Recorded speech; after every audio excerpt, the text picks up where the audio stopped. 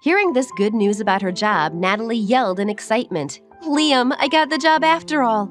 I'm so happy." The pair of them danced around the room, shouting excitedly. Meanwhile, Bryce was downstairs having coffee in the dining room. He frowned when he heard the commotion upstairs. Mrs. Perkins also chuckled. "Sir, doesn't it feel great to have a family?" Bryce looked at the ceiling but didn't say anything.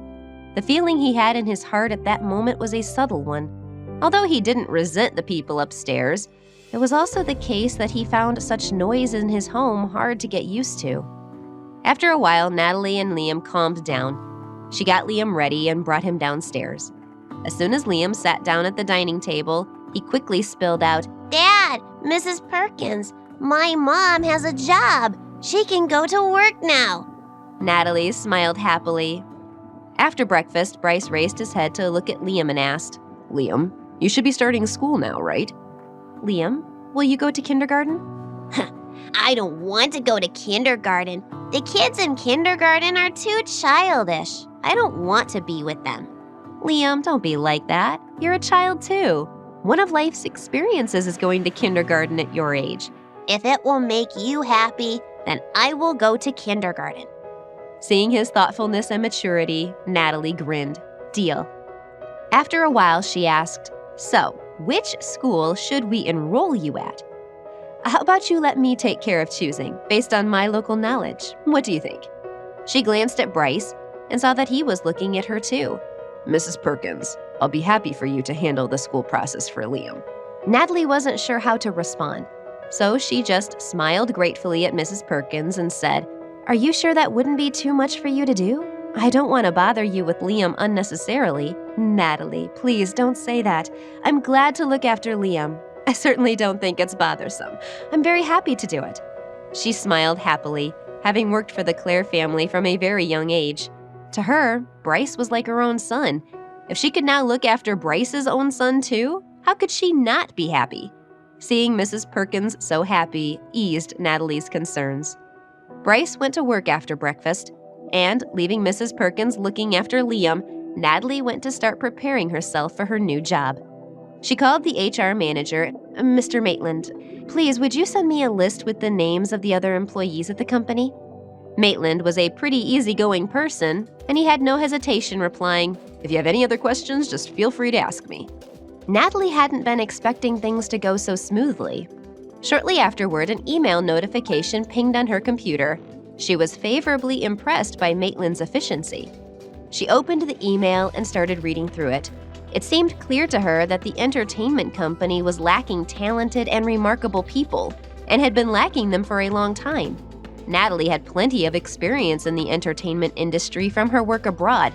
Natalie was unpleasantly surprised by the information about the artists at Star Entertainment. The artists at this company, men and women alike, were all as handsome or beautiful as the artists at other entertainment companies. What was surprising was that they had no talent or qualifications. After sorting through all the artist information again, she finally found someone she felt had a chance. The information showed a male artist called Tony Bovell.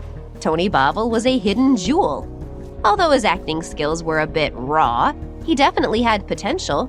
If his acting skills were polished and shaped properly, and with the correct guidance, he could definitely become very well known throughout the country.